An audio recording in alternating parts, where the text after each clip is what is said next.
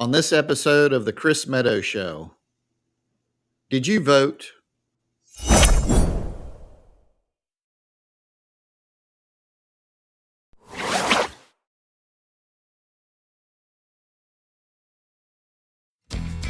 It's time for the Chris Meadows Show. Greensboro, Summerfield, Jamestown, Oak Ridge, Stokesdale, and all of Guilford County. Get ready.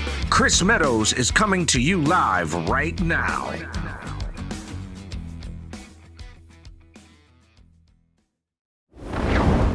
Good day again, my friends, and welcome to the Chris Meadows Show. This past week saw our primary election day that was preceded by about 2 weeks of early voting. And in Greensboro, voter turnout was horrendous. Did you vote?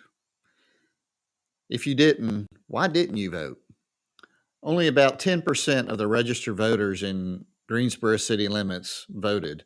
We have approximately 210,000 registered voters, that's all parties, and about 22,000 people voted. I just don't understand what's wrong with the people in Greensboro.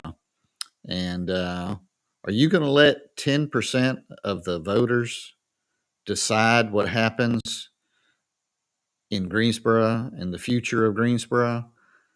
I hope not. I hope the general election turns out to be a whole lot better than the primary. And just as a reminder, in 2022, that was the last city council election in Greensboro, we only had approximately 16% of the voters in Greensboro turn out to vote. Why is that? Why don't you care? Why don't the voters in Greensboro care enough to turn out to vote? With so much on the line, what are you thinking about? Crime is higher than it needs to be, and as I mention almost every show, is the traffic around Greensboro is terrible. It's a death trap, and I've said that every time that I have an episode. 840 around Greensboro, Wendover Avenue, Bryan Boulevard, Cone Boulevard, Battleground, they're all just racetracks. What's wrong with this? And we just need to get out to vote and change things.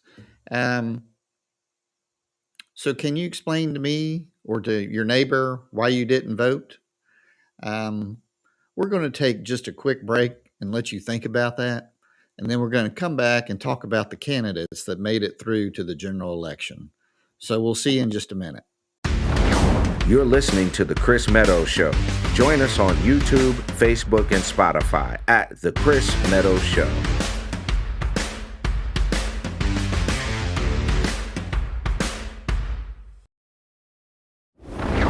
Welcome back. We're going to talk about some of the candidates that made it through to the general election from the primary.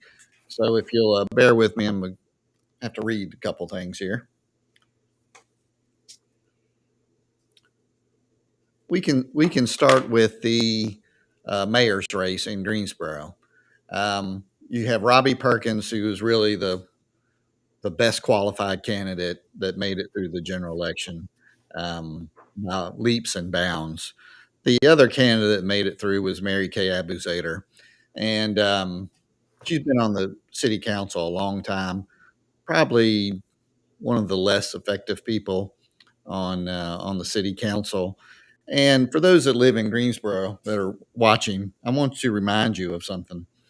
As the leaves start to fall, they're going to start piling up in your yards, and you have one trash can to put your leaves in.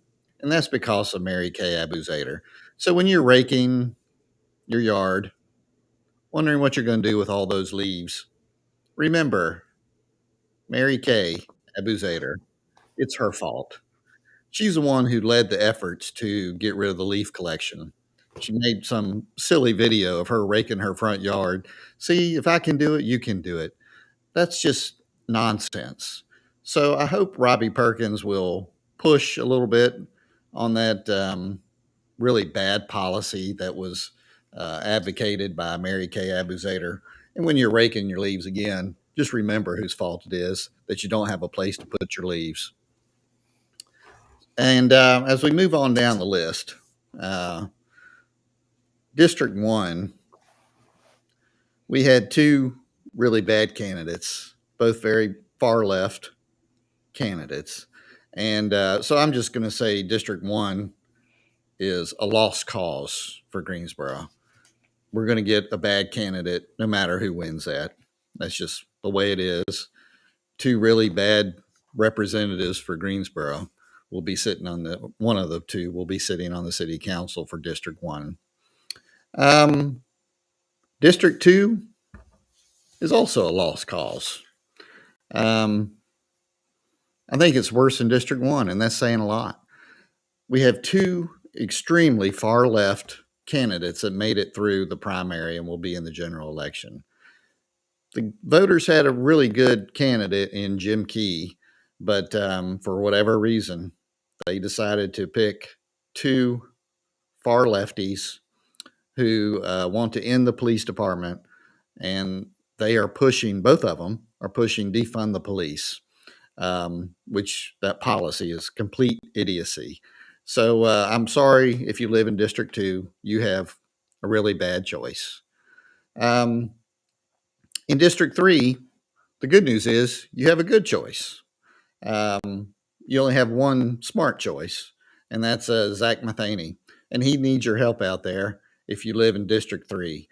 His opponent is similar to District 1 and District 2 in the sense that she would be terrible for the future of Greensboro. I don't know what it is with the voters that keep picking these really not very smart people to represent them, but you do have a decent choice in Zach Matheny in District 3. So please get out and vote. We all need you to vote in District 3. District 4 is a little bit different race. Nikki Smith is really the smartest choice in that race. I've talked about this a little bit in the last episode. The other candidate is an attorney here in Greensboro, very left wing. I don't think we need any more left wing lawyers in politics. I think we need to get rid of left wing lawyers in politics. But Nikki Smith is the best choice, and he's been a business owner in Greensboro for over 40 years. And we need smart, business-minded people in Greensboro politics and on the city council. So Nikki Smith in District 4. District 5, that's another district that we can make a difference by picking the right candidate. The best candidate in that race is Jeanette Davidson Mayer. Very smart lady. The incumbent is Tammy Thurm. Not a good choice. She's been bad for Greensboro. She is the incumbent in that race. Her voting record shows how bad she's been. She's voted for every tax increase. She is not friendly to the police department. So if you want higher taxes and a more handcuffed police department, then Tammy may be the right person. But for the smart choice, Jeanette Davidson Mayer is the smart choice in that race. Moving on to the at-large race. That did not turn out very well. The way it works, the primary, the top 6 people go on to the general election, and we had 10 candidates. And the top 3 that made it through, I could argue that they're the top 3 that need to go on to win in November. And but Richard Beer came in third of those 6 that went on to the general election. He is by far the best choice. He should have gotten all the votes that he possibly could have gotten, and some of these other people that didn't make it, and the bottom 3 of the 6 that did make it. I think we got a couple communists in there. We got someone who sits on the school board that is just a complete joke. She's horrible. She's rude. Doesn't seem to be real bright, but hopefully those bottom three will not get into it, and we get the top three that made it to the general seated on the city council. But really, the only person that's highly qualified, in my opinion, is Richard Beard.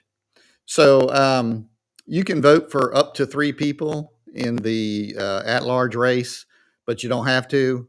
I'm recommending only voting for one person, and that's Richard Beard. So please pay attention when you go to the polls beginning Thursday, October 16th. We need to decide what's best for the future of Greensboro, and we do that by voting. Again, only 10% of the registered voters voted in the primary. Are you going to let 10% of the voters tell you what's going to happen in the future? I hope not. We just really need to get out, and you need to get out. There is no excuse for not voting. So if you think there is, you're fooling yourself. The only reason is, I guess, if you're not alive, because they make it really easy to vote. You can mail in a ballot, you can request that mail in ballot, and as long as you can get it to them by November 4th, your vote counts. So get out and vote.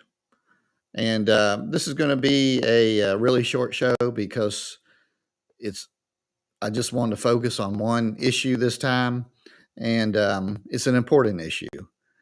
A lot of people have died over the last 250 years for you to get a right to vote.